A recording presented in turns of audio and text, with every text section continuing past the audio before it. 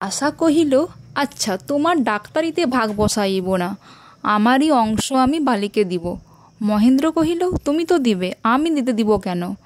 আশা যে বিনোদিনীকে ভালোবাসিতে পারে, মহেন্দ্র বলে, ইহাতে তাহার স্বামীর প্রতি প্রেমের খর্বতা প্রতিপন্ন হয়। মহেন্দ্র অহংকার করিয়া বলিত, আমার মতো অনন্যনিষ্ঠ প্রেম তোমার নহে। আশা তাহা কিছুতেই মানিত না, ইহা লইয়া ঝগড়া করিত, কাঁদিত, কিন্তু তর্কে জিতিতে পারিত না। মহেন্দ্র তাহাদের দুজনের মাঝখানে বিনোদিনীকে সুচগ্র স্থান ছাড়িয়া দিতে চায় না, ইহাই তাহার গর্বের বিষয় হইয়া উঠিল। মহেন্দ্রর এই গর্ব আশা সহ্য হইত না, কিন্তু আজ সে পরাভব স্বীকার করিয়া কহিল, আচ্ছা বেশ, আমার খাতিরেই তুমি আমার বালির সঙ্গে আলাপ করো। আশার নিকট মহেন্দ্র নিজের ভালোবাসার দৃঢ়তা ও শ্রেষ্ঠত্ব প্রমাণ করিয়া অবশেষে বিনোদিনীর সঙ্গে আলাপ করিবার জন্য অনুগ্রহপূর্বক রাজি হইল। বলিয়া রাখিল, কিন্তু তাই বলিয়া যখন তখন উৎপাত করিলে বাঁচিব না। পরদিন প্রত্যুষে বিনোদিনীকে আশা তাহার বিছানায় গিয়া জড়াইয়া ধরিল। বিনোদিনী কহিল, এ কি আশ্চর্য, চকরে যে আজ চাঁদকে ছাড়িয়া মেঘের দরবারে। আশা কহিল, তোমাদের ওসব কবিতার কথা আমার আসে না ভাই, কেন বেনাবনে মুক্তা ছড়ানো?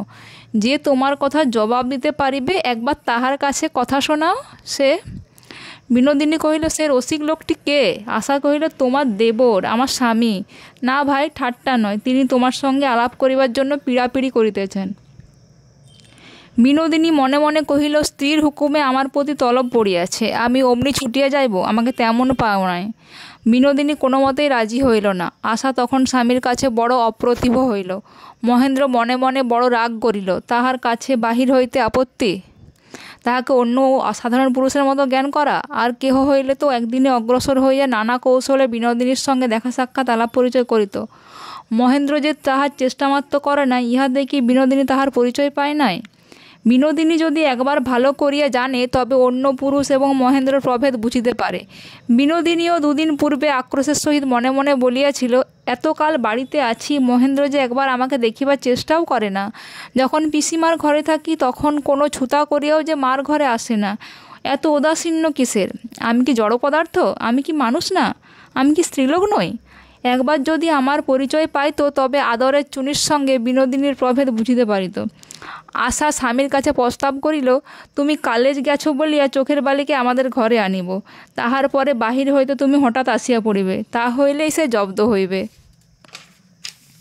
মহেন্দ্র কহিল, কি অপরাধে তাহাকে এত বড় কঠিন শাসনের আয়োজন? আশা কহিল, না, সত্যই আমার ভারী রাগ হইয়াছে, তোমার সঙ্গে দেখা করিতেও তার আপত্তি, প্রতিজ্ঞা ভাঙিব তবে ছাড়িব। মহেন্দ্র কহিল, তোমার প্রিয় সখীর দর্শনাভাবে আমি মরিয়া যাইতেছি না, আমি অমন চুরি করিয়া দেখা করিতে চাই না।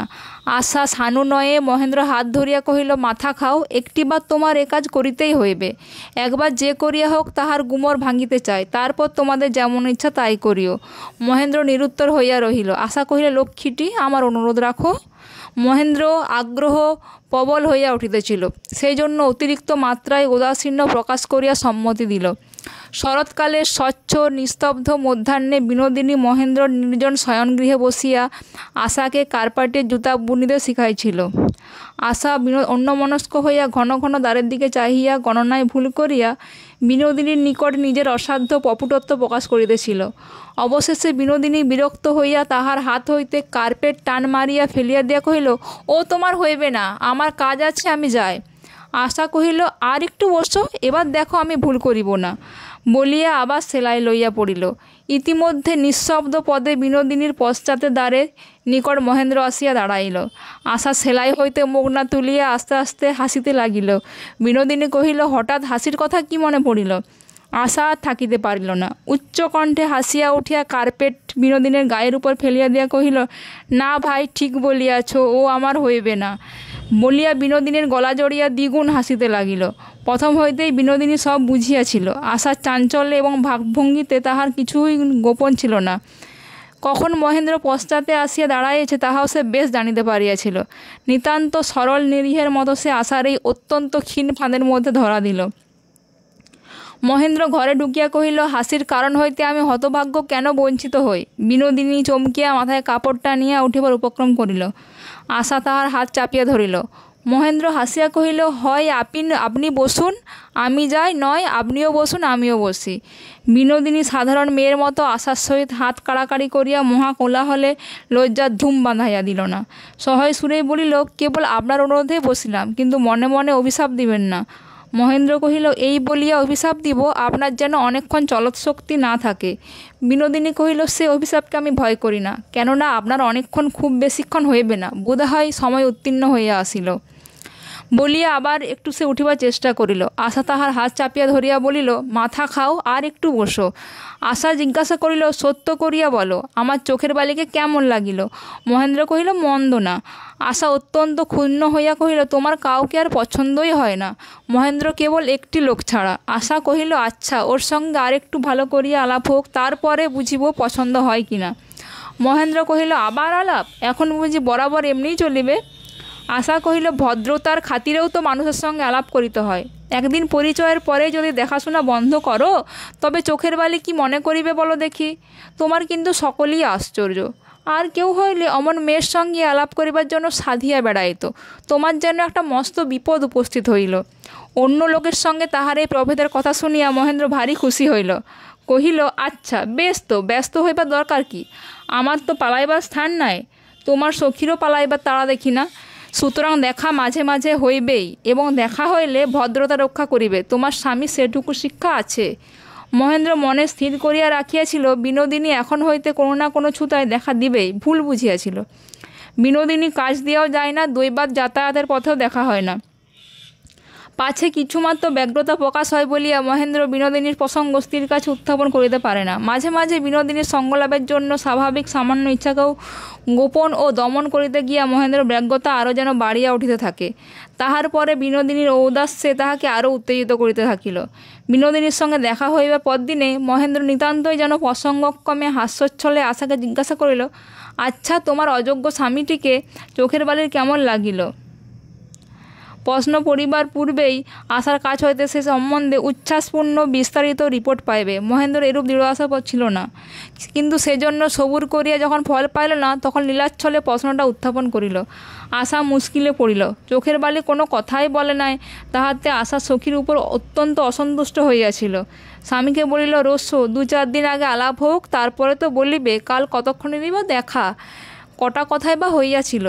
ইহাতেও মহেন্দ্র কিছু নিরাশ হইল, এবং বিনোদিনীর সম্বন্ধে নিশ্চেষ্টতা দেখানো তাহার পক্ষে আরও দুরূহ হইল। এই সকল আলোচনার মধ্যে বিহারী আসিয়া জিজ্ঞাসা করিল, কি মহিন্দা, আজ তোমাদের তর্কটা কি লইয়া? মহেন্দ্র কহিল, দেখো তো ভাই, কুমুদিনী না প্রমোদিনী না কার সঙ্গে তোমার বৌঠান চুলের দড়ি না মাছের কাটা কি একটা পাতাইয়েছেন, কিন্তু আমাকে তাই বলিয়া তার সঙ্গে চুরুটের ছাই কিংবা দেশলাইয়ের কাঠি পাতাইতে হইবে, এ হইলে তো বাঁচা যায় না। আশার ঘোমটার মধ্যে নীরব তুমুল কলহ ঘনাইয়া উঠিল। বিহারী ক্ষণকাল নিরুত্তরে মহেন্দ্রের মুখের দিকে চাহিয়া হাসিল, কহিল, বৌঠান, লক্ষণ ভালো নয়, এসব ভোলাইবার কথা। তোমার চোখের বালিকে আমি দেখিয়া আছি, আরও যদি ঘন ঘন দেখিতে পাই, তবে সেটাকে দুর্ঘটনা বলিয়া মনে করিব না, সে আমি শপথ করিয়া বলিতে পারি। কিন্তু মহিন্দা যখন এত করিয়া ব্যাকুল হইতেছেন, তখন বড় সন্দেহের কথা। মহেন্দ্রর সঙ্গে বিহারীর যে অনেক প্রভেদ, আশা তাহার আরেকটি প্রমাণ পাইল। হঠাৎ মহেন্দ্রের ফটোগ্রাফ অভ্যাসের শখ চাপিল। পূর্বে সে একবার ফটোগ্রাফি শিখিতে আরম্ভ করিয়া ছাড়িয়া দিয়াছিল, এখন আবার ক্যামেরা মেরামত করিয়া আরক কিনিয়া ছবি তুলিতে শুরু করিল। বাড়ির চাকর বেহারাদের পর্যন্ত ছবি তুলিতে লাগিল। আশা ধরিয়া পড়িল, চোখের বালির একটা ছবি লইতেই হইবে। মহেন্দ্র অত্যন্ত সংক্ষেপে বলিল, আচ্ছা। চোখের বালি তদাপেক্ষা সংক্ষেপে বলিল, না। আশাকে আবার একবার একটা কৌশল করিতে হইল, এবং সে কৌশল গোড়া হইতেই বিনোদিনীর অগোচর রহিল না। মতলব এই হইল, মধ্যাহ্নে আশা তাহাকে নিজের শোবার ঘরে আনিয়া কোনো মতে ঘুম পাড়াইবে, এবং মহেন্দ্র সেই অবস্থায় ছবি তুলিয়া অবাধ্য সখীকে উপযুক্ত স্বরূপ জব্দ করিবে। আশ্চর্য, এই বিনোদিনী কোনোদিন দিনের বেলা ঘুমায় না, কিন্তু আশার ঘরে আসিয়া সেদিন তাহার চোখ ঢুলিয়া পড়িল। গায়ে একখানি লাল শাল দিয়া খোলা জানালার দিকে মুখ করিয়া হাতে মাথা রাখিয়া এমন সুন্দর ভঙ্গিতে ঘুমাইয়া পড়িল যে মহেন্দ্র কহিল, ঠিক মনে হইতেছে যেন ছবি লইবার জন্য ইচ্ছা করিয়াই প্রস্তুত হইয়াছে। মহেন্দ্র পা টিপিয়া টিপিয়া ক্যামেরা আনিল। কোন দিক হইতে ছবি লইলে ভালো হইবে তা স্থির করিবার জন্য বিনোদিনীকে অনেকক্ষণ ধরিয়া নানা দিক হইতে বেশ করিয়া দেখিতে লাগিল। এমনকি আর্টের খাতিরে অতি সন্তর্পণে শিয়রের কাছে তাহার খোলা চুল এক জায়গায় একটু সরাইয়া দিতে হইল। পছন্দ না হওয়ায় পুনরায় তাহা সংশোধন করিয়া লইতে হইল। আশাকে কানে কানে কহিল, পায়ের কাছে শালটা একটুখানি বাঁদিকে সরাইয়া দাও। অপটু আশা কানে কানে কহিল, আমি ঠিক পারিব না, ঘুম ভাঙাইয়া দিব, তুমি সরাইয়া দাও। মহেন্দ্র সরাইয়া দিল। অবশেষে সে যেই ছবি লইবার জন্য ক্যামেরার মধ্যে কাজ পুড়িয়া দিল, অমনি যেন কিসের শব্দে বিনোদিনী নড়িয়া দীর্ঘশ্বাস ফেলিয়া ধরফড় করিয়া উঠিয়া বসিল। আশা উচ্চস্বরে হাসিয়া উঠিল। বিনোদিনী বড়ই রাগ করিল। তাহার জ্যোতির্ময় চক্ষু দুইটি হইতে মহেন্দ্রের প্রতি অগ্নিবাণ বর্ষণ করিয়া কহিল, ভারী অন্যায়। মহেন্দ্র কহিল, অন্যায় তাহার আর সন্দেহ নাই, কিন্তু চুরিও করিলাম, অথচ চোরাই মাল ঘরে আসিল না। ইহাতে যে আমার ইহকাল পরকাল দুইই গেল। অন্যায়টাকে শেষ করিয়া দিয়া তাহার পরে দণ্ড দিবেন। আশাও বিনোদিনীকে অত্যন্ত ধরিয়া পড়িল। ছবি লওয়া হইল, কিন্তু প্রথম ছবিটা খারাপ হইয়া গেল। সুতরাং পরের দিন আর একটা ছবি না লইয়া চিত্তকা ছাড়িল না। তারপরে আবার দুই সখীকে একত্রে করিয়া বন্ধুত্বের চিরনিদর্শন স্বরূপ একখানি ছবি তোলার প্রস্তাবে বিনোদিনী না বলিতে পারিল না। কহিল, কিন্তু এইটাই শেষ ছবি। শুনিয়া মহেন্দ্র সেই ছবিটাকে নষ্ট করিয়া ফেলিল। এমনি করিয়া ছবি তুলিতে তুলিতে আলাপ পরিচয় বহুদূর অগ্রসর হইয়া গেল। বাহির হইতে নাড়া পাইলে ছাই চাপা আগুন আবার জ্বলিয়া উঠে। নবদম্পতির প্রেমের উৎসাহ যেটুকু ম্লান হয়েছিল, তৃতীয় পক্ষের ঘা খাইয়া সেটুকু আবার জাগিয়া উঠিল। আশার হাস্যালাপ করিবার শক্তি ছিল না, কিন্তু বিনোদিনী তাহা অজস্র যোগাইতে পারিত। এই জন্য বিনোদিনীর অন্তরালে আশা ভারী একটা আশ্রয় পাইল। মহেন্দ্রকে সর্বদাই আমাদের উত্তেজনা রাখিতে তাহার আর অসাধ্য সাধন করিতে হইত না। বিবাহের অল্পকালের মধ্যে মহেন্দ্র এবং আশা পরস্পরের কাছে নিজেকে নিঃশেষ করিবার উপক্রম করিয়াছিল। প্রেমের সঙ্গীত একেবারে তারস্বরের নিখাত হইতে শুরু হইয়াছিল। সুদ ভাঙিয়া না খাইয়া তাহারা একেবারে মূলধন উজাড় করিবার চেষ্টায় ছিল। এই ক্ষেপামির বন্যাকে তাহারা প্রাত্যহিক সংসারের সহজ স্রোতে কেমন করিয়া পরিণত করিবে, নেশার পরেই মাঝখানে যে অবসাদ আসে, সেটা দূর করিতে মানুষ আবার যে নেশা চায়, সে নেশা আশা কোথা হইতে যোগাইবে। এমন সময় বিনোদিনী নবীন রঙিন পাত্র ভরিয়া আশার হাতে আনিয়া দিল। আশা স্বামীকে প্রফুল্ল হইয়া দেখিয়া আরাম পাইল। এখন আর তাহার নিজের চেষ্টা রহিল না। মহেন্দ্র বিনোদিনী যখন পরিহাস করিত তখন সে কেবল প্রাণ খুলিয়া হাসিতে যোগ দিত। তাস খেলায় মহেন্দ্র যখন আশাকে মন্যায় ফাঁকি দিত, তখন সে বিনোদিনীকে বিচারক মানিয়া সকরুণ অভিযোগের অবতারণা করিত।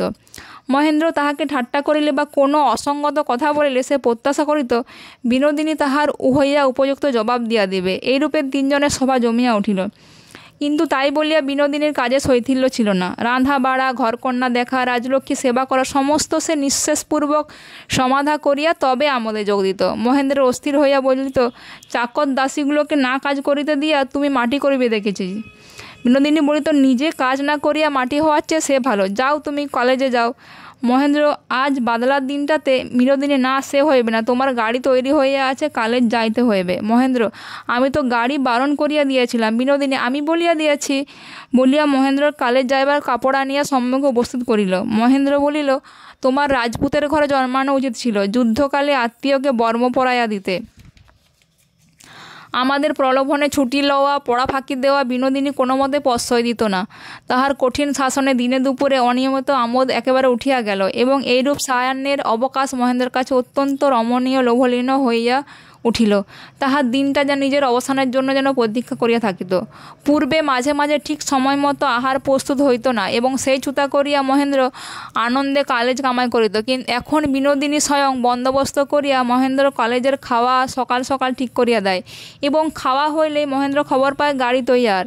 পূর্বে কাপড়গুলি প্রতিদিন এমন ভাঁজ করা পরিপাটি অবস্থায় পাওয়া দূরে থাক, ধোপার বাড়ি গেছে কি আলমারির কোনো একটা অনির্দিষ্ট স্থানে অগোচরে পড়িয়া আছে, তাহার দীর্ঘকাল সন্ধান ভেদ জানা যাইত না। প্রথম প্রথম বিনোদিনী এই সকল বিশৃঙ্খলা লইয়া মহেন্দ্রের সম্মুখে আশাকে সহাস্য ভর্ৎসনা করিত। মহেন্দ্র আশার নিরুপায় নৈপুণ্যতায় সস্নেহে হাসিত। অবশেষে সখী বাৎসল্য বসে আশার হাত হইতে তাহার কর্তব্যভার বিনোদিনী নিজের হাতে কাড়িয়া লইল। ঘরের শ্রী ফিরিয়া গেল। চাপকানের বোতাম ছিঁড়িয়া গেছে। আশা আশু তাহার কোনো উপায় করিতে পারিতেছে না। বিনোদিনী দ্রুত আসিয়া হতবুদ্ধি আশার হাত হইতে চাপকান কাড়িয়া লইয়া চটপট সেলাই করিয়া দেয়। একদিন মহেন্দ্রের প্রস্তুত অন্নের বিড়াল মুখ দিল। আশা ভাবিয়া অস্থির। বিনোদিনী তখন রান্নাঘরে গিয়া কোথা হইতে কি সংগ্রহ করিয়া গুছাইয়া কাজ চালাইয়া দিল। আশা আশ্চর্য হইয়া গেল। মহেন্দ্র এরূপে আহারে ও আচ্ছাদনে, কর্মে ও বিশ্রামে সর্বত্র নানা প্রকারে বিনোদিনীর সেবাহস্ত অনুভব করিতে লাগিল। বিনোদিনীর রচিত পশমের জুতা তাহার পায়ে এবং বিনোদিনীর বোনা পশমের গোলাবন্ধ তাহার কণ্ঠদেশ একটা যেন কোমল মানসিক সংস্পর্শের মতো বেষ্টন করিল। আশা আজকাল সখী হস্তের প্রসাধনে পরিপাটি পরিচ্ছন্ন হইয়া সুন্দর বেশে সুগন্ধ মাখিয়া মহেন্দ্রের নিকট উপস্থিত হয়। তাহার মধ্যে যেন কতকটা আশার নিজের, কতকটা আরেকজনের। তাহার সাজসজ্জা সৌন্দর্য আনন্দে সে যেন গঙ্গা যমুনার মতো তার সখীর সঙ্গে মিলিয়া গেছে। বিহারীর আজকাল পূর্বের মতো আদর নাই, তাহার ডাক পড়ে না। বিহারী মহেন্দ্রকে লিখিয়া পাঠাইয়াছিল কাল রবিবার আছে, দুপুরবেলা আসিয়া সে মহেন্দ্র মার রান্না খাইবে। মহেন্দ্র দেখিল রবিবার নিতান্ত মাটি হয়, তাড়াতাড়ি লিখিয়া পাঠিল রবিবারে বিশেষ কাজে তাহাকে বাহির যাইতে হইবে। তবু বিহারী আহার আনতে একবার মহেন্দ্র বাড়ি খোঁজ লইতে আসিল। বেহায়ার কাছে শুনিল মহেন্দ্র বাড়ি হইতে বাহিরে যায় নাই। মহিন্দা বলিয়া সিঁড়ি হইতে হাঁকিয়া বিহারী মহেন্দ্রের ঘরে গেল। মহেন্দ্র অপ্রস্তুত হইয়া কহিল, ভারী মাথা ধরিয়াছে বলিয়া তাকিয়ায় ঠেস দিয়া পড়িল। আশা সে কথা শুনিয়া এবং মহেন্দ্রের মুখের ভাব দেখিয়া শশব্যস্ত হইয়া উঠিল। কি করা কর্তব্য স্থির করিবার জন্য বিনোদিনীর মুখের দিকে চাহিল। বিনোদিনী বেশ জানিত ব্যাপারটা গুরুতর নহে, তবু অত্যন্ত উদ্বিগ্নভাবে কহিল, অনেকক্ষণ বসিয়া আছো, একটুখানি শোও, আমি ওডিকলন আনিয়া দিই। মহেন্দ্র বলিল, থাক, দরকার নাই। বিনোদিনী শুনিল না, দ্রুতপদে ওডিকলন বরফ জলে মিশাইয়া উপস্থিত করিল। আশার হাতে ভিজা রুমাল দিয়া কহিল, মহেন্দ্রবাবুর মাথায় বাঁধিয়া দাও। মহেন্দ্র বারবার বলিতে লাগিল, থাক না। বিহারী অবরুদ্ধ হাস্যে নীরবে অভিনয় দেখিতে লাগিল। মহেন্দ্র সগর্বে ভাবিল, বিহারীটা দেখুক আমার কত আদর। আশা বিহারীর সম্মুখে লজ্জাকম্পিত হস্তে ভালো করিয়া বাঁধিতে পারিল না। ফোঁটাখানেক ওডিকলন গড়াইয়া মহেন্দ্রের চোখে পড়িল। বিনোদিনী আশার হাত হইতে রুমাল লইয়া সুনিপুণ করিয়া বাঁধিল এবং আরেকটি বস্ত্রকণ্ঠে ওডিকলন ভিজাইয়া অল্প অল্প করিয়া নিংড়াইয়া দিল। আশার মাথায় ঘোমটা টানিয়া পাখা করিতে লাগিল। বিনোদিনী স্নিগ্ধ স্বরে জিজ্ঞাসা করিল, মহেন্দ্রবাবু আরাম পাচ্ছেন কি? এইরূপে কণ্ঠস্বরে মধু ঢালিয়া দিয়া বিনোদিনী দ্রুত কটাক্ষে একবার বিহারীর মুখের দিকে চাহিয়া লইল। দেখিল বিহারীর চক্ষু কৌতুকে হাসিতেছে। সমস্ত ব্যাপারটা তাহার কাছে প্রহসন। বিনোদিনী বুঝিয়া লইল এই লোকটিকে ভোলানো সহজ ব্যাপার নহে, কিছুই ইহার নজর এড়ায় না।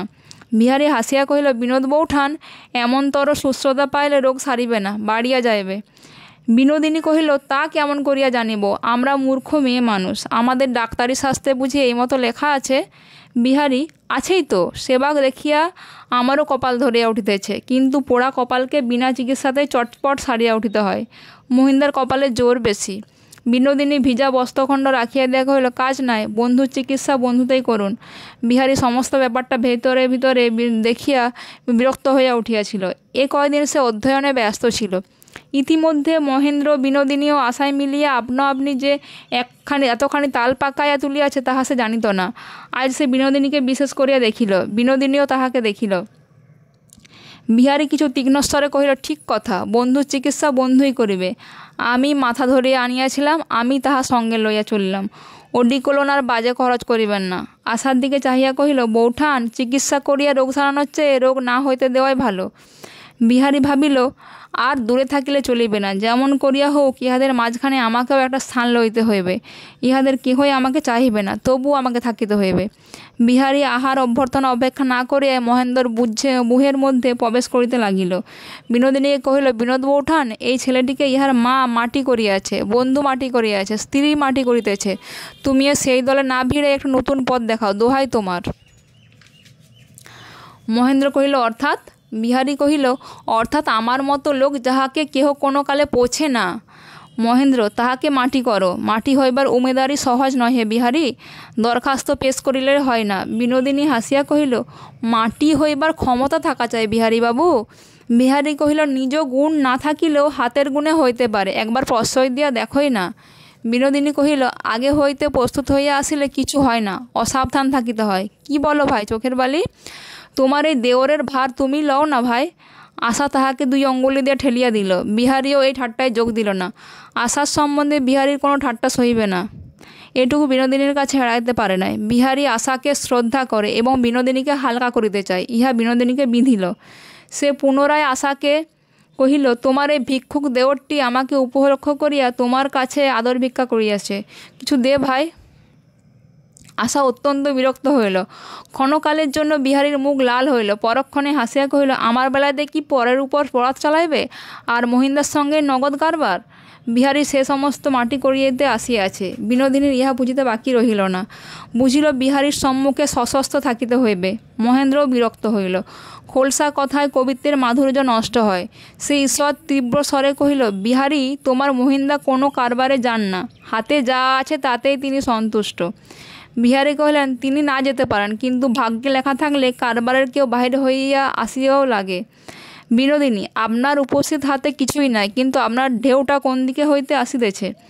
বলিয়া সে সকটাক্ষ হাস্যে আশাকে টিপিল। আশা বিরক্ত হইয়া উঠিয়া গেল।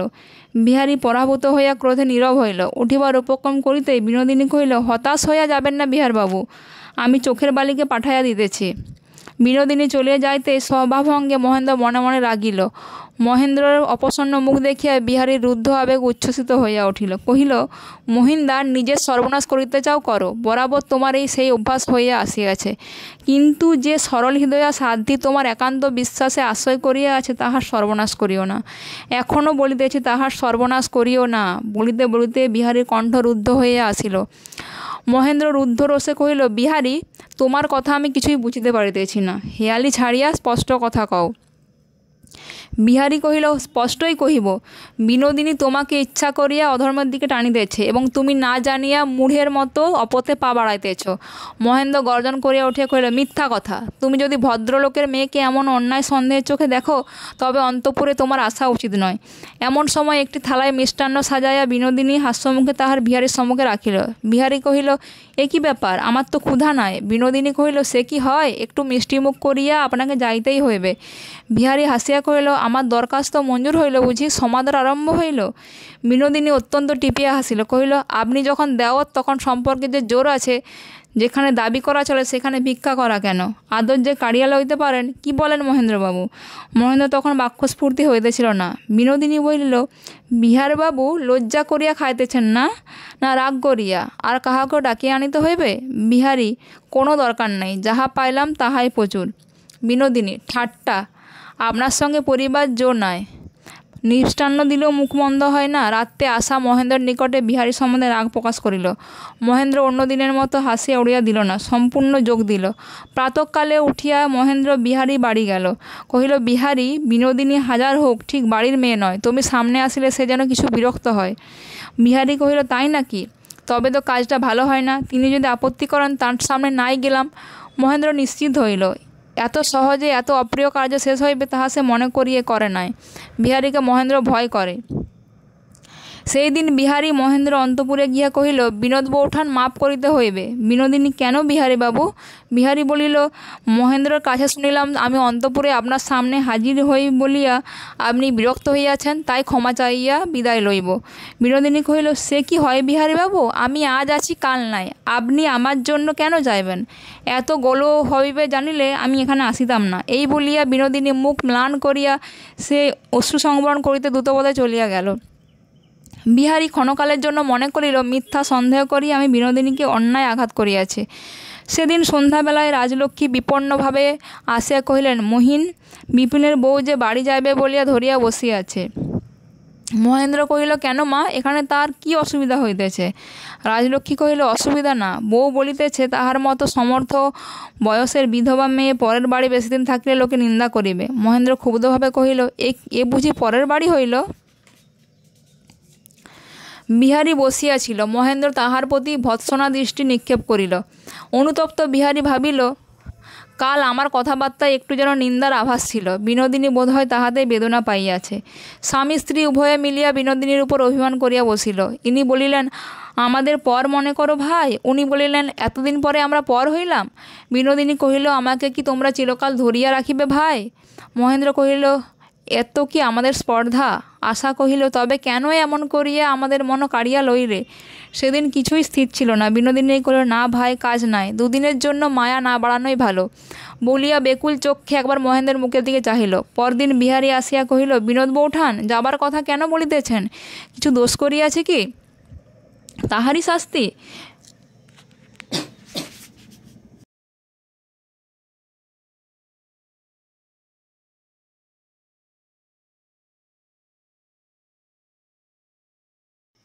বিনোদিনী করুণ চক্ষে মিনতি প্রকাশ করিয়া বিহারীর মুখের দিকে চাহিল, কহিল, আমার কি থাকা উচিত হয়? আপনিই বলুন না।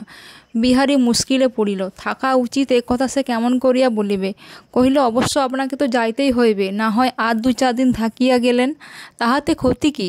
বিনোদিনী 2 চক্ষু নত করিয়া কহিল, আপনারা সকলেই আমাকে থাকিবার জন্য অনুরোধ করিতেছেন। আপনাদের কথা এড়াইয়া যাওয়া আমার পক্ষে কঠিন, কিন্তু আপনারা বড় অন্যায় করিতেছেন। বলিতে বলিতে তাহার ঘন দীর্ঘ চক্ষু পল্লবের মধ্য দিয়া মোটা মোটা অশ্রুর ফোঁটা দ্রুত বেগে গড়াইয়া পড়িতে লাগিল। বিহারী এই নীরব অজস্র অশ্রুজলে ব্যাকুল হইয়া বলিয়া উঠিল, কয়দিন মাত্র আসিয়া আপনার গুণে আপনি সকলকে বশ করিয়া লইয়াছেন, সেই জন্যই আপনাকে কেউ ছাড়িতে চায় না। কিছু মনে করিবেন না বিনোদ বৌঠান, এমন লক্ষ্মীকে কে ইচ্ছা করিয়া বিদায় দেয়? আশা এক কোণে ঘোমটা দিয়া বসিয়াছিল, সে আঁচল তুলিয়া ঘন ঘন চোখ মুছিতে লাগিল। ইহার পরে বিনোদিনী আর যাইবার কথা উত্থাপন করিল না। মাঝখানের এই গোলমালটা একেবারে মুছিয়া ফেলিবার জন্য মহেন্দ্র প্রস্তাব করিল, আসছে রবিবারে দমদমের বাগানে চড়িভাতি করিয়া আসা যাক। আশা অত্যন্ত উৎসাহিত হইয়া উঠিল। বিনোদিনী কিছুতেই রাজি হইল না। মহেন্দ্র ও আশা বিনোদিনীর আপত্তিতে ভারী মুজড়িয়া গেল।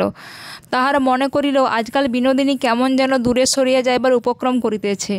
বিকালবেলায় বিহারী আসিবা মাত্র বিনোদিনী কহিল, দেখুন তো বিহারীবাবু, মহিনবাবু দমদমের বাগানে চড়িভাতি করতে যাইবেন। আমি সঙ্গে যাইতে চাহি নাই বলিয়া আজ সকাল হইতে দুজনে মিলিয়া রাগ করিয়া বসিয়া আছেন। বিহারী কহিল, অন্যায় রাগ করেন নাই, আপনি না গেলে ইহাদের চড়িভাতিতে যে কাণ্ডটা হইবে, অতি বড় শত্রুর যেন তেমন না হয়। বিনোদিনী কহিল, চলুন না বিহারবাবু, আপনি যদি চান তবে আমি যাইতে রাজি আছি। বিহারী, উত্তম কথা, কিন্তু কর্তার ইচ্ছায় কর্ম, কর্তা কি বলেন? বিহারীর প্রতি বিনোদিনীর এই বিশেষ পক্ষপাতে কর্তা গৃহিণী উভয়ে মনে মনে ক্ষুণ্ণ হইল। বিহারীকে সঙ্গে লইবার প্রস্তাবে মহেন্দ্রের অর্ধেক উৎসাহ উড়িয়া গেল। বিহারীর উপস্থিতি বিনোদিনীর পক্ষে সকল সময় অপ্রিয়। এই কথাটা বন্ধুর মনে মুদ্রিত করিয়া দিবার জন্য মহেন্দ্র ব্যস্ত, কিন্তু অতঃপর বিহারীকে আটক করিয়া রাখা অসাধ্য হইবে। মহেন্দ্র কহিল, তা বেশ তো, ভালোই তো, কিন্তু বিহারী, তুমি যেখানে যাও একটা হাঙ্গামা না করিয়া ছাড়ো না। হয়তো সেখানে পাড়া হইতে রাজ্যের ছেলে জোটাইয়া বসিবে, নয়তো গোরার সঙ্গে মারামারি বাঁধাইয়া দিবে, কিছু বলা যায় না। বিহারী মহেন্দ্রর আন্তরিক অনিচ্ছা বুঝিয়া মনে মনে হাসিল, কহিল, সেই তো সংসারের মজা, কিসে কি হয়, কোথায় কি ফ্যাসাদ ঘটে, আগে হইতে কিছু বলিবার জো নাই। বিনোদ বৌঠান, ভোরের বেলায় ছাড়িতে হইবে, আমি ঠিক সময়ে আসিয়া হাজির হইব। রবিবার ভোরে জিনিসপত্র ও চাকরদের জন্য একখানি 3rd ক্লাস ও মনিবদের জন্য একখানি 2nd ক্লাস গাড়ি ভাড়া করিয়া আনা হইয়াছে। বিহারী সমস্ত একটা প্যাক বাক্স সঙ্গে করিয়া যথাসময়ে আসিয়া উপস্থিত। মহেন্দ্র কহিল, ওটা আবার কি আনিলে? চাকরদের গাড়িতে তো আর ধরিবে না? বিহারী কহিল, ব্যস্ত হইও না দাদা, সমস্ত ঠিক করিয়া দিতেছি। বিনোদিনী ও আশা গাড়িতে প্রবেশ করিল। বিহারীকে লইয়া কি করিবে মহেন্দ্র তাই ভাবে একটু উদ্যস্তত করিতে লাগিল। বিহারী বোঝাটা গাড়ির মাথায় তুলিয়া দিয়া চট করিয়া কোচবাক্সে চড়িয়া বসিল। মহেন্দ্র হাঁপ ছাড়িয়া বাঁচিল। সে ভাবিতেছিল বিহারী ভিতরেই বসে কি করে তাহার ঠিক নাই। বিনোদিনী ব্যস্ত হইয়া বলিতে লাগিল, বিহারীবাবু পড়িয়া যাবেন না তো? বিহারী শুনিতে পাইয়া কহিল, ভয় পারিবেন না, পতন ও মূর্ছা ওটা আমার পাটের মধ্যে নাই। গাড়ি চলিতে মহেন্দ্র কহিল, আমি না হয় উপরে গিয়া বসি, বিহারীকে ভিতরে পাঠাইয়া দিই। আশা ব্যস্ত হইয়া তাহার চাদর চাপিয়া কহিল, না, তুমি যাইতে পারিবে না। বিনোদিনী কহিল, আপনার অভ্যাস নাই, কাজ কি যদি পড়িয়া যান? মহেন্দ্র উত্তেজিত হইয়া কহিল, পড়িয়া যাব? কখনো না, বলিয়া তখনই বাহির হইতে উদ্যত হইল। বিনোদিনী কহিল, আপনি বিহারীবাবুকে দোষ দেন, কিন্তু আপনিই তো হাঙ্গামা বাঁধাইতে অদ্বিতীয়। মহেন্দ্র মুখ ভার করিয়া কহিল, আচ্ছা, এক কাজ করা যাক, আমি একটা আলাদা গাড়ি ভাড়া করিয়া যাই, বিহারী ভিতরে আসিয়া বসুন। আশা কহিল, তা যদি হয় তবে আমিও তোমার সঙ্গে যাইব। বিনোদিনী কহিল, আর আমি বুঝি গাড়ি হইতে লাফাইয়া পড়িব? এমনি গোলমাল করিয়া কথাটা থামিয়া গেল। মহেন্দ্র সমস্ত পথ মুখ অত্যন্ত গম্ভীর করিয়া রহিল। দমদমের বাগানে বাড়ি পৌঁছিল। চাকরদের গাড়ি অনেক আগে ছাড়িয়াছিল, কিন্তু এখনও তাহার খোঁজ নাই। শরৎকালের প্রাতকাল অতি মধুর, রোদ্দ উঠিয়া শিশির মরিয়া গেছে, কিন্তু গাছপালা নির্মল আলোকে ঝলমল করিতেছে। প্রাচীরের গায়ে শেফালি গাছের সারি রহিয়াছে, তলদেশ ফুলে আচ্ছন্ন এবং গন্ধে আমোদিত। আশা কলিকাতায় স্টক বন্ধন হইতে বাগানের মধ্যে ছাড়া পাইয়া বন্য মৃগীর মতো উল্লসিত হইয়া উঠিল। সে বিনোদিনীকে লইয়া রাশিকৃত ফুল কুড়াইল, গাছ হইতে পাকা আতা পাড়িয়া আতা গাছের তলায় বসিয়া খাইল। 2 সখীতে দিঘির জলে পড়িয়া দীর্ঘকাল ধরিয়া স্নান করিল। এই 2 নারীতে মিলিয়া হইয়া একটি নিরর্থক আনন্দ গাছের ছায়া এবং শাখাচ্যুত আলোক দিঘির জল এবং নিকুঞ্জের পুষ্পপল্লবকে পুলকিত সচেতন করিয়া তুলিল। স্নানের পর দুই সখী আসিয়া দেখিল চাকরদের গাড়ি তখনও আসিয়া পৌঁছে নাই। মহেন্দ্র বাড়ির বারান্দায় চৌকি লইয়া অত্যন্ত শুষ্ক মুখে একটা বিলাতি দোকানের বিজ্ঞাপন পড়িতেছে। বিনোদিনী জিজ্ঞাসা করিল, বিহারীবাবু কোথায়? মহেন্দ্রের সংক্ষেপে উত্তর করিল, জানি না। বিনোদিনী বলিল, চলুন তাহাকে খুঁজিয়া বাহির করিগে। মহেন্দ্র, তাহাকে কেহ চুরি করিয়া লইবে এমন আশঙ্কা নেই, না খুঁজিলেও পাওয়া যাইবে। বিনোদিনী, কিন্তু তিনি হয়তো আপনার জন্য ভাবিয়া মরিতেছেন, পাছে দুর্লভ রত্ন খোয়া যায়, তাকে সান্ত্বনা দিয়ে আসা যাক। জলাশয়ের ধারে প্রকাণ্ড একটা বাগানে বটগাছ আছে, সেইখানে বিহারী তাহার প্যাক বাক্স খুলে একটি কেরোসিন চুলা বাহির করে জল গরম করিতেছে।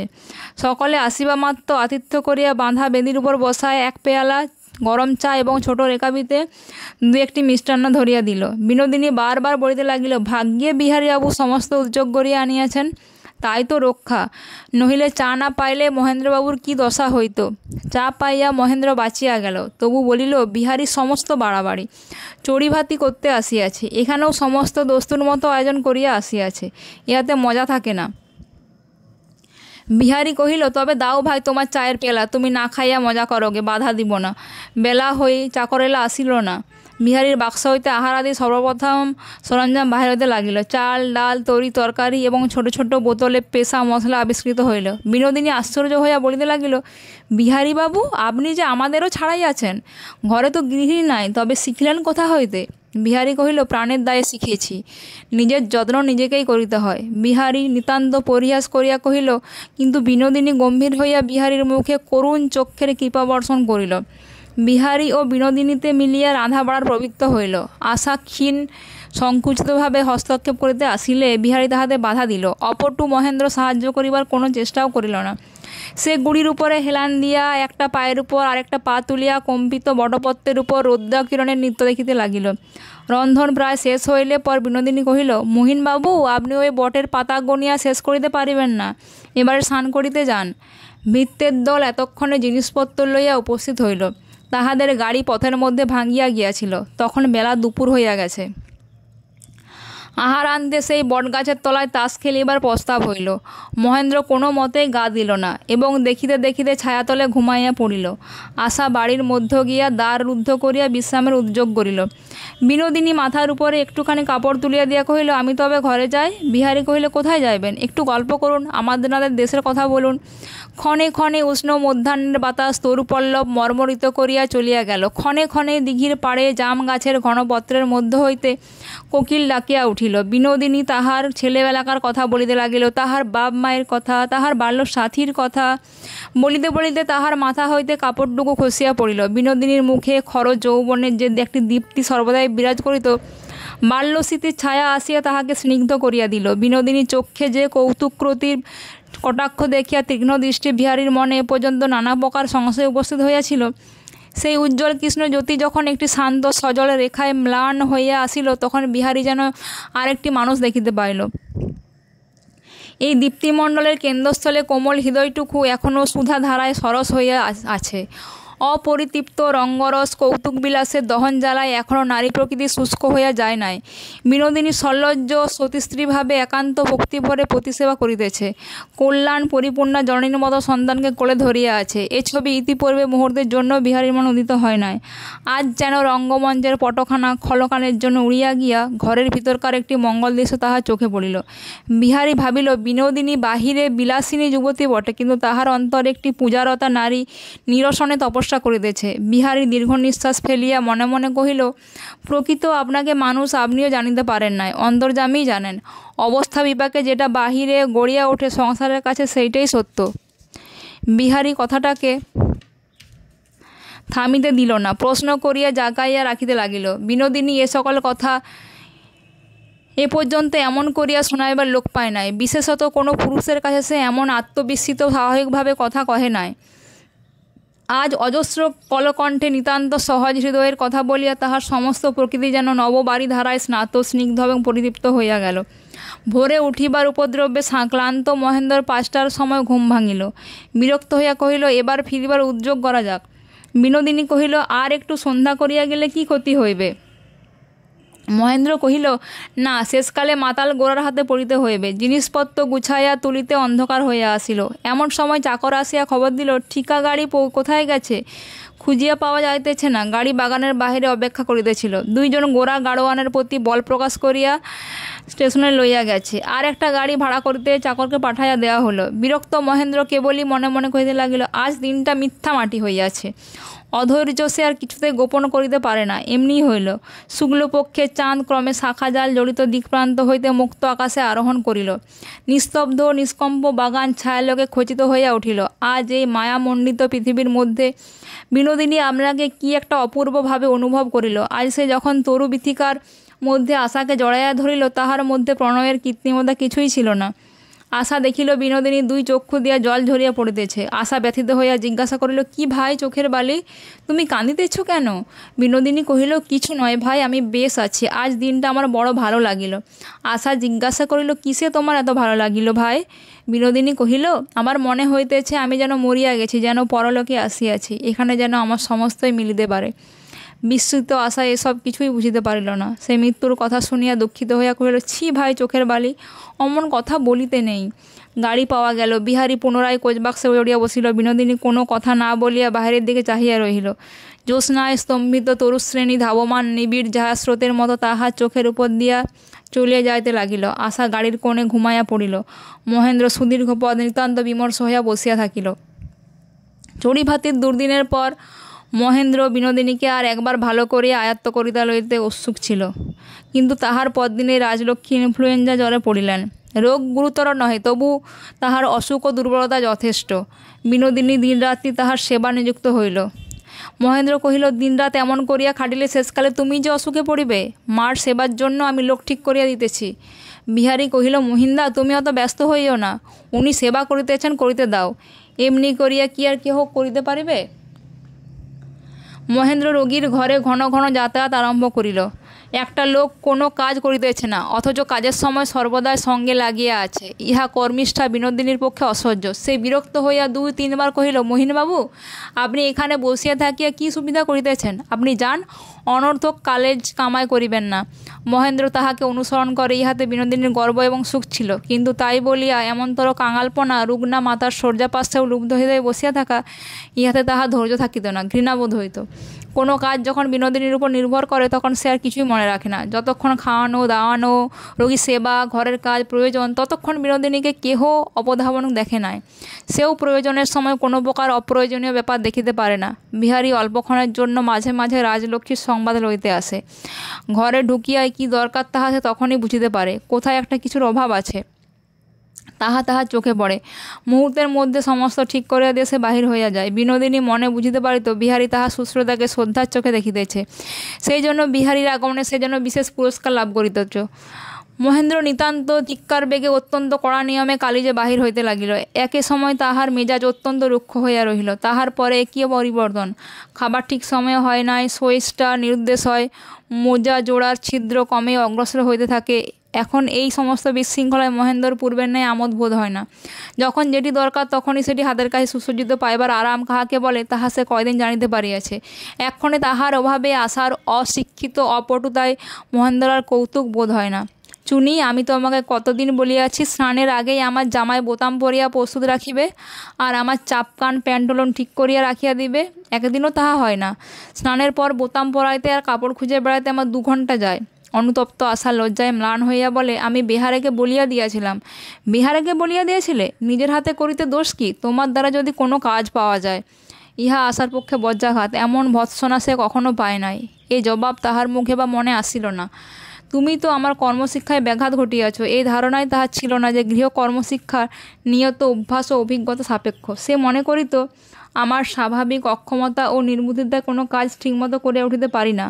মহেন্দ্র যখন আত্মবিস্মৃত হইয়া বিনোদিনীর সহিত তুলনা দিয়া আশাকে ধিক্কার দিয়াছে, তখন সে তাহা বিনয় ও বিনা বিদেশে গ্রহণ করিয়াছে। আশা একবার তাহার রুগ্না শাশুড়ির ঘরের আশেপাশে ঘুরিয়া বেড়ায়, একবার লজ্জিতভাবে ঘরের দ্বারের কাছে আসিয়া দাঁড়ায়। সে নিজেকে সংসারের পক্ষে আবশ্যক করিয়া তুলিতে ইচ্ছা করে। সে কাজ দেখাইতে চায়, কিন্তু কেহ তাহার কাজ চাহে না। সে জানে কেমন করিয়া কাজের মধ্যে প্রবেশ করা যায়, জানে না। কেমন করিয়া সংসারের মধ্যে স্থান করিতে লইতে হয় সে নিজের অক্ষমতার সংকোচে বাহিরে বাহিরে ফিরে। তাহার কি একটা মনোবেদনার কথা অন্তরে প্রতিদিন বাড়িতেছে, কিন্তু তাহার সে অপরিস্ফুট বেদনা, সেই অব্যক্ত আশঙ্কাকে কে যেন স্পষ্ট করিয়া বুঝিতে পারে না। সে অনুভব করে তাহার চারিদিকে সমস্তই সে যেন নষ্ট করিতেছে, কিন্তু কেমন করিয়া যে তাহা গড়িয়া উঠিয়াছিল এবং কেমন করিয়া যে তাহা নষ্ট হইতেছে এবং কেমন করিলে যে তাহার প্রতিকার হইতে পারে তাহা সে জানে না। থাকিয়া থাকিয়া কেবল গলা ছাড়িয়া কান্দিয়া বলিতে ইচ্ছা করে, আমি অত্যন্ত অযোগ্য, নিতান্ত অক্ষম, আমার মূঢ়তার কোনো তুলনা নাই। পূর্বে তো আশা ও মহেন্দ্র সুদীর্ঘকাল দুইজনে এক গৃহকোণে বসিয়া কখনো কথা কহিয়া কখনো কথা না কহিয়া পরিপূর্ণ সুখে সময় কাটাইয়াছে। আজকাল বিনোদিনীর অভাবে আশার সঙ্গে একলা বসিয়া মহেন্দ্রের মুখে কিছুতেই যেন সহজে কথা জোগায় না, এবং কিছু না করিয়া চুপ করিয়া থাকিলেও তাহার বাধো বাধো ঠেকে। মহেন্দ্র বিহারীকে জিজ্ঞাসা করিল, ও চিঠি কাহার? বিহারীবাবুর। কে দিল? বহু ঠাকুরানী। দেখি বলিয়া চিঠিখানা লইল। ইচ্ছা হইল ছুড়িয়া পড়ে। দু চারিবার উল্টাপাল্টা করিয়া নাড়িয়া চাড়িয়া মেয়ের হাতে ছুড়িয়া দিয়ে ফেলিয়া দিল। যদি চিঠি খুলিত তবে দেখিত তাহাতে লেখা আছে, পিসিমা কোনো মতে সারগুবালি খাইতে চান না, আজ কি তাহাকে ডালের ঝোল খাইতে দেওয়া হইবে? ঔষধপত্র লইয়া বিনোদিনী মহেন্দ্রকে কখনো কোনো কথা জিজ্ঞাসা করিত না। সে সম্বন্ধে বিহারীর প্রতি তাহার নির্ভর। মহেন্দ্র বারান্দায় খানিকক্ষণ পায়চারি করিয়া ঘরে ঢুকিয়া দেখিল দেয়ালে টাঙানো একটা ছবির দড়ি ছিন্নপ্রায় হওয়াতে ছবিটা বাঁকা হইয়া গেছে। আশাকে অত্যন্ত ধমক দিয়া কহিল, তোমার চোখে কিছুই পড়ে না? এমনি করিয়া সমস্ত দিন নষ্ট হইয়া যায়। দমদমের বাগান হইতে ফুল সংগ্রহ করিয়া যে তোড়া বিনোদিনী পিতলের ফুলদানিতে সাজাইয়া রাখিয়াছিল, আজ তাহাও শুষ্ক অবস্থায় তেমনি ভাবে আছে। অন্যদিন মহেন্দ্র এ সমস্ত লক্ষ্যই করে না, আজ তাহা চোখে পড়িল। কহিল, বিনোদিনী আসিয়া না ফেলিয়া দিলে ও ফেলাই হইবে না, বলিয়া ফুলশুদ্ধ ফুলদানি বাহিরে ছুড়িয়া ফেলিল। তাহা ঠং ঠং শব্দে সিঁড়ি দিয়া গড়াইয়া চলিল। কেন আশা আমার মনের মতো হইতেছে না? কেন সে আমার মনের মতো কাজ করিতেছে না? কেন তাহার স্বভাবগত শৈথিল্য ও দুর্বলতায় সে আমাকে দাম্পত্যের কথা দৃঢ়ভাবে ধরিয়া রাখিতেছে না, সর্বদা আমাকে বিক্ষিপ্ত করিয়া দিতেছে? এ কথা মনে মনে আন্দোলন করিতে করিতে হঠাৎ দেখিল আশার মুখ পাংশুবর্ণ হইয়া গেছে। সে খাটের থাম ধরিয়া আছে, তাহার ঠোঁট দুটি কাঁপিতেছে। কাঁপিতে কাঁপিতে সে হঠাৎ বেগে পাশের ঘর দিয়া চলিয়া গেল। মহেন্দ্র তখন ধীরে ধীরে ফুলদানিটা কুড়ে আনিয়া রাখিল। ঘরের কোণে তাহার পড়িবার টেবিল ছিল। চৌকিতে বসিয়া সেই টেবিলটাকে উপরে হাতের মধ্যে মাথা রাখিয়া অনেকক্ষণ পড়িয়া রহিল। সন্ধ্যার পর ঘরে আলো দিয়া গেল, কিন্তু আশা আসিল না। মহেন্দ্র দ্রুতপদে ছাদের উপর পায়চারি করিয়া বেড়াতে লাগিল। রাত্রি 9টা বাজিল। মহেন্দ্রদের লোকবিরল গৃহ রাত দুপুরের মতো নিস্তব্ধ হইয়া গেল। তবু আশা আসিল না। মহেন্দ্র তাহাকে ডাকিয়া পাঠাইল। আশা সংকুচিত পদে আসিয়া ছাদের প্রবেশদ্বারের কাছে দাঁড়াইয়া রহিল। মহেন্দ্র কাছে আসিয়া তাহাকে বুকে টানিয়া লইল। মুহূর্তের মধ্যে স্বামীর বুকের উপর আশার কান্না ফাটিয়া পড়িল। সে আর থামিতে পারে না। তাহার চোখের জল আর ফুরায় না। কান্নায় শব্দ গলা ছাড়িয়া বাহির হইতে যায়। সে আর চাপা থাকে না। মহেন্দ্র তাহাকে বক্ষে বদ্ধ করিয়া কেশ চুম্বন করিল। নিঃশব্দ আকাশে তারাগুলি নিস্তব্ধ হইয়া চাহিয়া রহিল। রাত্রে বিছানায় বসিয়া মহেন্দ্র কহিল, কালেজে আমাদের নাইট ডিউটি অধিক পড়িয়াছে, অতএব এখন কিছুকাল আমাকে কলেজের কাছে বাসা করিয়া থাকিতে হইবে। আশা ভাবিল, এখনও কি রাগ আছে? আমার উপর বিরক্ত হইয়া চলিয়া যাইতেছেন? নিজের নির্গুণতায় আমি স্বামীকে ঘর হইতে বিদায় করিয়া দিলাম। আমার তো মরা ভালো ছিল। কিন্তু মহেন্দ্রর ব্যবহার রাগের লক্ষণ কিছুই দেখা গেল না। সে অনেকক্ষণ কিছু না বলিয়া আশার মুখ বুকের উপর রাখিল এবং বারংবার অঙ্গুলি দ্বারা তাহার চুল চিরিতে তাহার খোপা শিথিল করিয়া দিল। পূর্বে আদরের দিনে মহেন্দ্র এমন করিয়া আশার বাঁধা চুল খুলিয়া দিত। আশা তাহাতে আপত্তি করিত। আজ আর সে তাহাতে কোনো আপত্তি না করিয়া পুলক বিহুল হইয়া চুপ রহিল। হঠাৎ এক সময় তাহার ললাটের উপর অশ্রুবিন্দু পড়িল এবং মহেন্দ্র তাহার মুখ তুলিয়া ধরিয়া স্নেহের উদ্দেশ্যে ডাকিল, চুনি। আশা কথায় তাহার উত্তর না দিয়া দুই কোমল হস্ত মহেন্দ্রকে চাপিয়া ধরিল। মহেন্দ্র কহিল, অপরাধ করিয়াছি, আমাকে মাপ করো। আশা তাহার কুসুম কুমার করপল্লব মহেন্দ্রের মুখের উপর চাপ দিয়া কহিল, না না, অমন কথা বলিও না। তুমি কোনো অপরাধ করো নাই, সকল দোষ আমার। আমাকে তোমার দাসীর মতো শাসন করো, আমাকে তোমার চরণাশ্রয় যোগ্য করিয়া লও। বিদায়ের প্রভাতে শয্যা ত্যাগ করিবার সময় মহেন্দ্র কহিল, চুনি, আমার রত্ন, তোমাকে আমার হৃদয়ের সকল উপরে ধারণ করিয়া রাখিব। সেখানে কেহ তোমাকে ছাড়াইয়া যাইতে পারিবে না। তখন আশা দৃঢ় চিত্তে সর্বপ্রকার ত্যাগ স্বীকারে প্রস্তুত হইয়া স্বামীর নিকট নিজের একটিমাত্র ক্ষুদ্র দাবি রাখিল। কহিল, তুমি আমাকে রোজ একখানি করে চিঠি দিবে। মহেন্দ্র কহিল, তুমিও দিবে।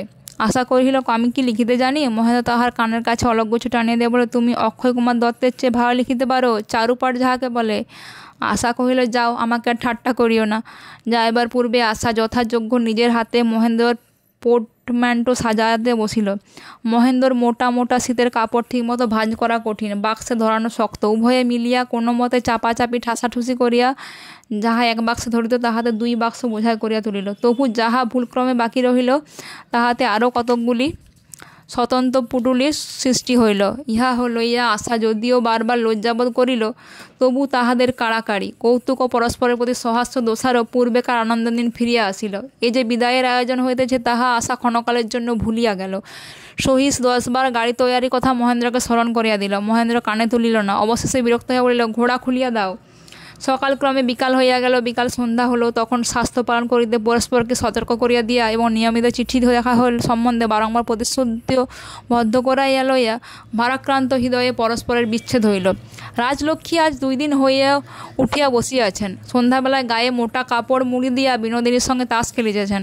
আজ তাহার শরীরে কোনো গ্লানি নাই। মহেন্দ্র ঘরে প্রবেশ করিয়া বিনোদিনীর দিকে একবার চাহিল না। মাকে কহিল, মা, কলেজে আমার রাতের কাজ পড়িয়াছে, এখানে থাকিয়া সুবিধা হয় না। কলেজের কাছে বাসা লইয়াছি, সেখানে আজ হইতে থাকিব। রাজলক্ষ্মী মনে মনে অভিমান করিয়া বলেন, তা যাও, পড়ার ক্ষতি হইলে কেমন করিয়া থাকিবে। যদিও তাহার রোগ সারিয়াছে, তবুও মহেন্দ্র যাইবে শুনিয়া তখনই তিনি নিজেকে অত্যন্ত রুগণ ও দুর্বল বলিয়া কল্পনা করিলেন। বিনোদিনীকে বলিলেন, দাও তো বাচ্চা, বালিশটা আগাইয়া দাও বলিয়া বালিশ অবলম্বন করিয়া শুইলেন। বিনোদিনী আস্তে আস্তে তাহার গায়ে হাত বুলাইয়া দিতে লাগিল। মহেন্দ্র একবার মার কপালে হাত দিয়া দেখিল, তাহার নাড়ি পরীক্ষা করিল। রাজলক্ষ্মী হাত ছাড়াইয়া লইয়া কহিলেন, নাড়ি দেখিয়া তো ভারী বোঝা যায়, তোর আর ভাবিতে হইবে না, আমি বেশ আছি বলিয়া অত্যন্ত দুর্বলভাবে পাশ ফিরিয়া শুইলেন। মহেন্দ্র বিনোদিনীকে কোনো প্রকার বিদায় সম্ভাষণ না করিয়া রাজলক্ষ্মীকে প্রণাম করিয়া চলিয়া গেল।